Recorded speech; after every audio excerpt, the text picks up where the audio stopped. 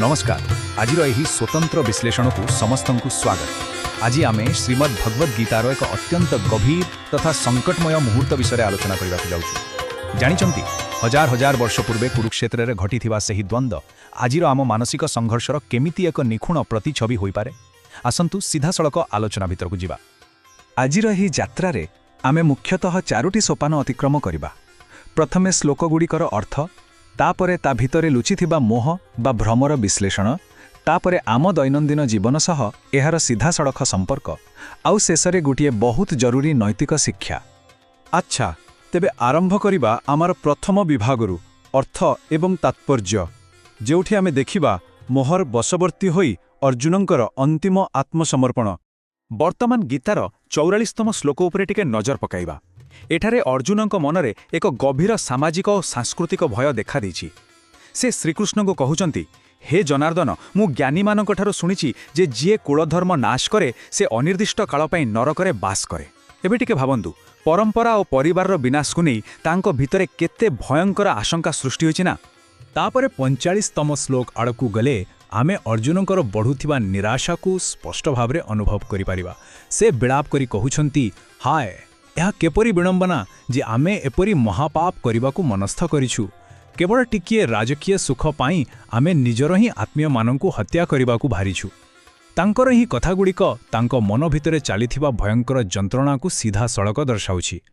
एवं शेषरे आसुछि 46तम श्लोक। एठारे तो तांकर संकल्प संपूर्ण रूपे भांगी पड़िछि।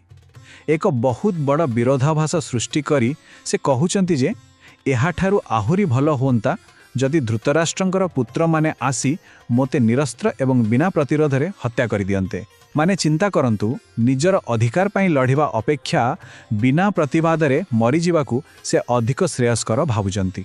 किंतु कथाटा कौन प्रकृति रे सैया? आसंतु आमर द्वितीय विभाग को जिबा एवं अर्जुनंकर एही मोह भितरे लुचि रहिथिबा सेही भयंकर त्रुटि को खोजी बाहर करिबा।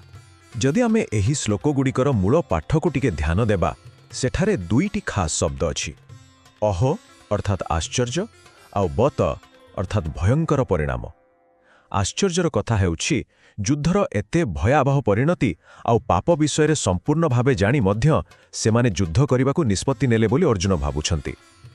आउ सबुठु बड़ कथा हेला, एही शब्दगुड़िक भितरे ही तांकर निजस्व आत्मप्रवंचना बा निजकू ठकिबार प्रवृत्ति लुचि रहिछि।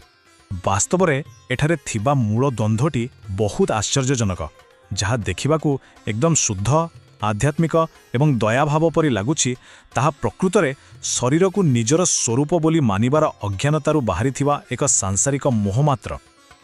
निजर प्रियजनक प्रति थिबा अत्यधिक आसक्ति ही एही भ्रमर मूल कारण। आउ आमे एहाकू भूल रे आध्यात्मिकता बोली भाबी बसु।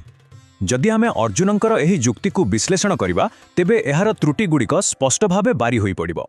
प्रथमतः दुष्ट लोकमानंकु समाजरे छाड़ीदेले सेमाने भविष्यतरे केते बड़ क्षति करिवे सेही दिग प्रति से संपूर्ण अंध होई जाइछन्ति।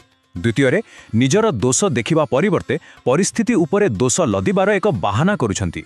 आउ सबुठारु गुरुत्वपूर्ण कथा हैला, निजर प्रकृत कर्तव्यरु खसी जिबा पई से एक दुर्बल हृदय को निजर ढाल बा हथियार भावे व्यवहार करुछन्ति।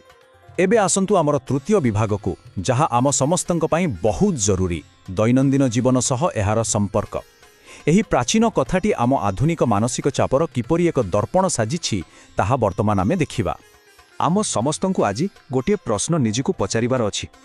किछि कठिन निष्पत्ति नेबारु बंचिबा पई किंबा निज भितरे लुचि रहिथिबा भय को घोड़ाइबा पई आमे भी कोन अर्जुनंक परि एमिति महान सुबुथिबा आळे बा बहानार आश्रय नेउना हो कि?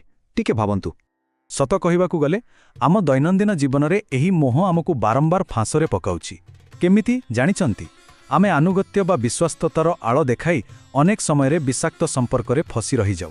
परिवर्तनर भय थिबारु क्यारियर रे कठिन निष्पत्ति नहीं पारु नाही, किंबा ऑफिस रे केवल एक उपर ठाउरिया शांति बजाय रखिबा पई कठोर सत्य कहिबाकू पछगुंचा देउ। देखिबाकू गले एसबु सेही अर्जुनंक द्वंद्वर ही तो आधुनिक रूप। एही सबु द्वंद्वरु बाहरिबार बाट कौन? आमे पहुंचिछु आमर चतुर्थ तथा शेष विभागरे नैतिक शिक्षा एवं मनर स्थिरता। एथेरु आमे गोटिए बहुत शक्तिशाली नैतिक शिक्षा पाई परिबा, जहाकू आमे आजिठारु ही प्रयोग करिबा उचित। ताहा हेउछि आमर आवेगिक बाहानागुड़िक ठारू आमर प्रकृत कर्तव्य को निर्दय भावरे अलगा करने को पड़िबो। ଆମକୁ ଚିହ୍ନିବାକୁ ପଡ଼ିବା ଯେ ପ୍ରକୃତ ଧର୍ମ କ'ଣ ଏବଂ ଧର୍ମର ମୁଖା ପିନ୍ଧିଥିବା ଆମର ନିଜସ୍ୱ ଭୟ କ'ଣ। ଯେତେ ଯାହା ହୋଇଯାଉ ପଛେ ଆବେଗରେ ବଶୀଭୂତ ହୋଇ ନିଜର ପ୍ରକୃତ କର୍ତ୍ତବ୍ୟ ସହ କେବେ ବି ଆପୋଷ ବୁଝାମଣା କରିବା ଉଚିତ ନୁହେଁ। ଆମେ ଆଜିର ଏହି ବିଶ୍ଳେଷଣର ଶେଷରେ ପହଞ୍ଚି ଯାଇଛୁ। ଯିବା ପୂର୍ବରୁ ନିଜର ମାନସିକ ଶାନ୍ତି ପାଇଁ ନିଜକୁ ଗୋଟିଏ ପ୍ରଶ୍ନ ନିଶ୍ଚୟ ପଚାରନ୍ତୁ। ନିଜକୁ କରୁଣାମୟ ବା ଦୟାଳୁ ବୋଲି ପ୍ରମାଣ କରିବାର ଛଳନା କରି ବର୍ତ୍ତମାନ ଆମେ ଏମିତି କେଉଁ କଠିନ ନିଷ୍ପତ୍ତିକୁ ଏଡ଼ାଇ ଯାଉଛୁ? ଟିକେ ଶାନ୍ତ ମନରେ ଚିନ୍ତା କରିବେ। ଏହି ଗଭୀର ଚିନ୍ତାଧାରା ସହିତ ଆଜିର ଆଲୋଚନାକୁ ଏଇଠି ରଖିବା। ଆମ ସହିତ ଯୋଡ଼ି ହୋଇଥିବାରୁ ଅଶେଷ ଧନ୍ୟବାଦ।